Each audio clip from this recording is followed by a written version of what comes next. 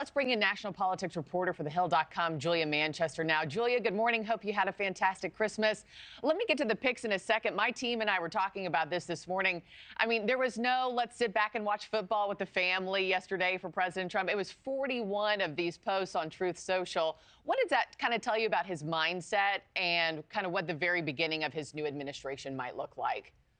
Yeah, good morning, Markie. I hope you had a great Christmas too. Look, when it comes to President Trump's mindset, he is looking to hit the ground running. He is continuing to roll out these administration nominees and appointments. His mind seems to really be on foreign policy when it comes to Panama and Greenland. He sees that this is making the headlines. He is thriving off of that. I think he sort of thrives off of this. Maybe you could call it chaos in the headlines when it comes to his transition. He really wants to gin up excitement.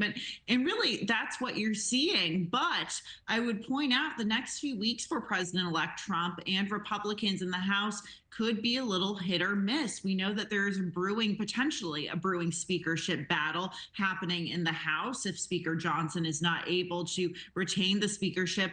And that could spell trouble for certifying the election on January 6th for President-elect Trump. But I think he is very much trying to keep those headlines on his transition and really gin up that excitement. Yeah, and gin up excitement, too, for his cabinet picks yesterday.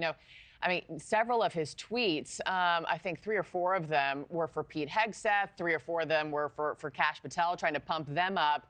Many of them headed back to Capitol Hill to speak with lawmakers. What are you hearing on that front ahead of confirmation hearings, Julia?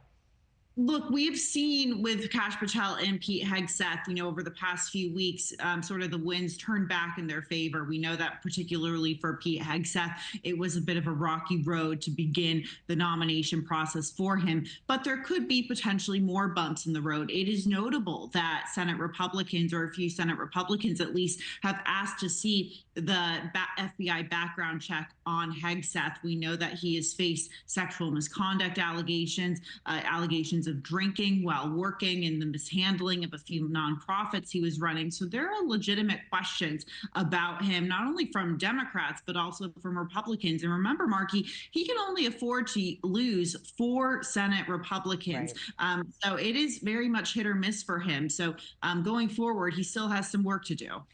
Also, this dispute that, he was posting about with Panama Canal, that's the latest fault line with China, right? I mean, it turns out the country controls 2 of Panama's 5 principal ports.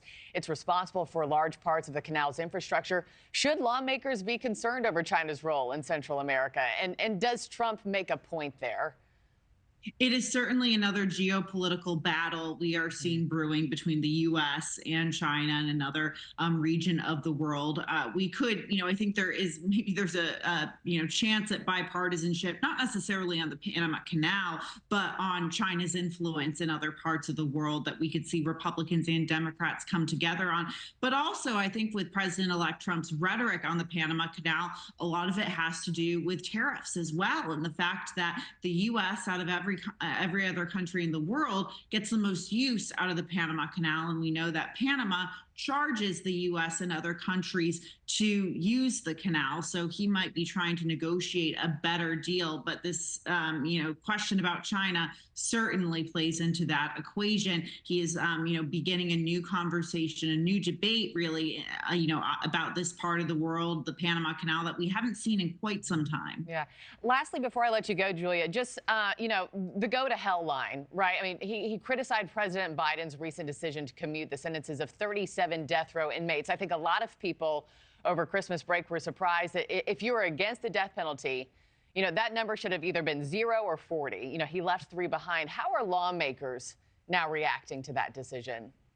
This decision was certainly made on partisan political lines. We know that Republicans and conservatives tend to be in favor of legalizing the death penalty at the federal level, whereas Democrats and liberals are against this. So it's no surprise that President Biden, moved this. It is certainly shocking, but it certainly, falls within his own, political views, et cetera. But look, it hinders President-elect Trump once he gets into office from moving forward on a number number of those executions. We know that 3, the Boston Marathon bombers, one of them, as well as 2 mass shooters, they are still on death row. But this was certainly a political move to sort of jab, I think, at President-elect Trump once he comes into office. Thanks for watching, everybody. Go to joinnn.com to find NewsNation on your television provider.